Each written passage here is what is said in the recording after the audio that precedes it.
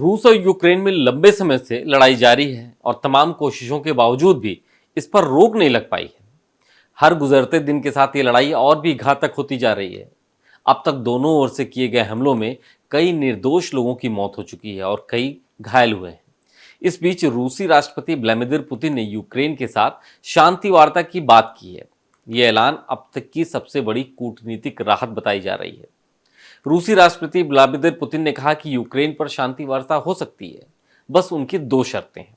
अगर ये दोनों शर्तें पूरी होती हैं तो रूस और यूक्रेन के बीच चल रही भीषण जंग थम सकती है। रूस के राष्ट्रपति पुतिन ने कहा है कि वे जंग में समझौते को लेकर यूक्रेन से बातचीत के लिए तैयार हैं। एक न्यूज एजेंसी रॉयटर्स के मुताबिक पुतिन ने कहा है कि भारत, चीन या ब्राजील, इन दोनों देशों में से कोई भी मध्यस्थता कर सकता है। आज के इस वीडियो में हम रूस के राष्ट्रपति की इस बात को एक्सप्लेन करेंगे कि इन बयानों का क्या मतलब है और पूरी दुनिया इससे कैसे प्रभावित हो सकती है।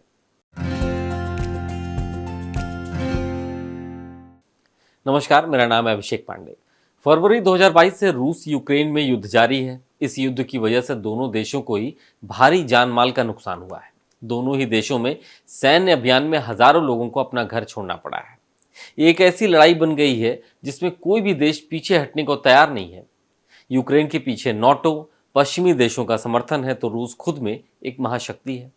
चीन ने भी रूस के विचारों का इस लड़ाई में साथ दिया है, जबकि भारत ने अपने सबसे अच्छे दोस्त रूस का उस समय समर्थन दिया जब पूरी दुनिया भर रूस पर आर्थिक प्रतिबंध लगा रही थी।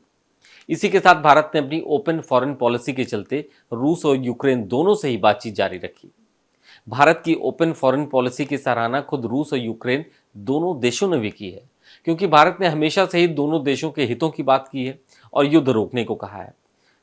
भारत ने किसी भी एक देश का पक्ष नहीं लिया और ना ही इसमें हस्तक्षेप किया है। भारत की नीतियों के चलते आज भारत के प्रधानमंत्री नरेंद्र मोदी दोनों देशों के बुलावे पर उनके मेहमान बन चुके हैं।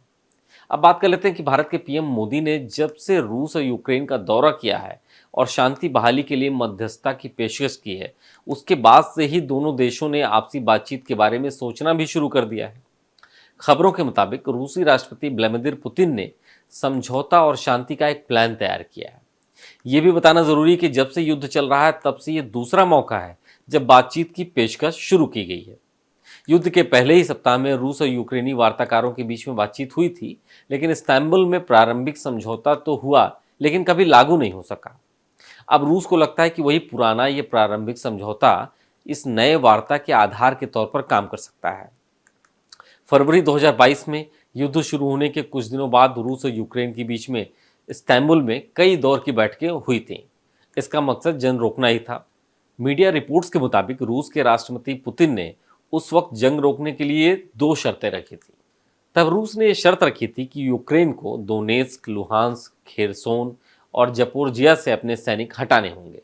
इसके अलावा यूक्रेन कभी भी नाटो का हिस्सा नहीं बनेगा। आज भी पुतिन की यही दोनों शर्तें हैं। हालांकि यूक्रेन ने इन दोनों शर्तों को मानने से उस समय भी इनकार कर दिया था और आज की स्थिति का पता नहीं। अब एक बार फिर से शांति बहाली की उम्मीदों को बल मिला है। पुतिन की नई शांति बहाली प्रस्ताव की शर्तों वाला यह बयान तब आया है जब पीएम मोदी 2 महीने पहले 8 जुलाई को रूस के दौरे पर गए। यहां उन्होंने पुतिन से जंग रोकने पर चर्चा की। उस दौरे पर पुतिन ने पीएम मोदी को रूस के सर्वोच्च नागरिक सम्मान ऑर्डर ऑफ सेंट ड्यूज द एपोस्टल से भी सम्मानित किया था। लेकिन यूक्रेन के राष्ट्रपति जेलेंस्की उनके इस दौरे से नाराज थे और सार्वजनिक तौर पर नाराजगी जाहिर भी की थी। इसके कुछ समय बाद पीएम मोदी 23 अगस्त को यूक्रेन के दौरे पर भी गए। पीएम मोदी राष्ट्रपति जेलेंस्की के साथ यूक्रेन नेशनल म्यूजियम पहुंचे। इस मुलाकात की कई तस्वीरें और वीडियो आज भी वायरल हैं। तब पीएम मोदी ने कहा था कि यूक्रेन बिना समय गंवाए शांति की बात करे। उस दौरान यूक्रेन के राष्ट्रपति जेलेंस्की ने भारत में दूसरा पीस समिट कराने की इच्छा जाहिर की थी। वहीं जेलेंस्की के साथ बैठक में पीएम मोदी ने कहा था कि भारत हमेशा से ही शांति के पक्ष में रहा है। रॉयटर्स की रिपोर्ट की माने तो रूस के राष्ट्रपति व्लादिमीर पुतिन ने जहां यूक्रेन के साथ बातचीत शुरू करने की इच्छा जताई तो वहीं यूक्रेन पर निशाना भी साधा। रूस में ईस्टर्न इकोनॉमिक फोरम में बातचीत के दौरान रूस के राष्ट्रपति व्लादिमीर पुतिन ने कहा कि वे जंग में समझौते को लेकर यूक्रेन से बातचीत को तैयार है। न्यूज एजेंसी रॉयटर्स के मुताबिक पुतिन ने कहा कि भारत, चीन या ब्राजील दोनों देशों के बीच में मध्यस्थता कर सकते हैं। पुतिन ने आगे कहा कि पश्चिमी रूस के कुर्स्क में यूक्रेनी सेना की घुसपैठ का उद्देश्य डोनबासा में रूसी बढ़त को धीमा करने के लिए था, लेकिन वो सफल नहीं हो सका। यूक्रेन इसलिए सफल नहीं हो सका क्योंकि इस कदम की बदौलत उसने कई अन्य मोर्चों पर अपनी सेना को कमजोर करने का काम किया। 24 फरवरी 2022 को शुरू हुई रूस यूक्रेन जंग को 2.5 साल पूरे हो चुके हैं।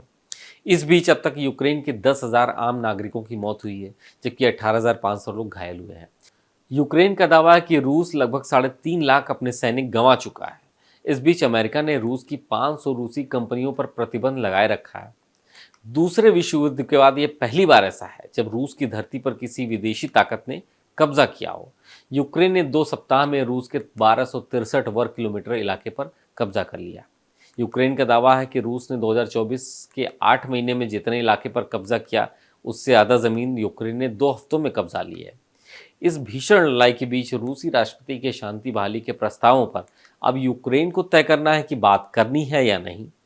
वैसे यूक्रेन के लिए शांति प्रस्ताव इतना बुरा भी नहीं है। इसमें भारत के रहने से यूक्रेन के हितों की भी रक्षा होती हुई दिखाई दे रही है। दूसरी तरफ रूस ने चीन को इसलिए शांति बहाली में रखने का मन बनाया है क्योंकि यूक्रेन के जरिए ही अमेरिका ने रूस पर दबाव बनाए रखा है, और ऐसे वक्त में अमेरिका को केवल चीन से ही चुनौती मिल रही है। रूस के लिए जहां भारत पीस टॉक की अहम कड़ी साबित हो सकती है, तो चीन अमेरिकी दबाव के काउंटर के तौर पर देखा जा रहा है। तो रूस और यूक्रेन के बीच में चल रही जंग के बीच में ये जो प्रस्ताव आया है, इस पर हमारा विश्लेषण आपको कैसा लगा, आप हमको ज़रूर बताइएगा। ऐसे ही और जानकारी वाले वीडियोस पाने के लिए आप देखते रहिए डेली लाइफ।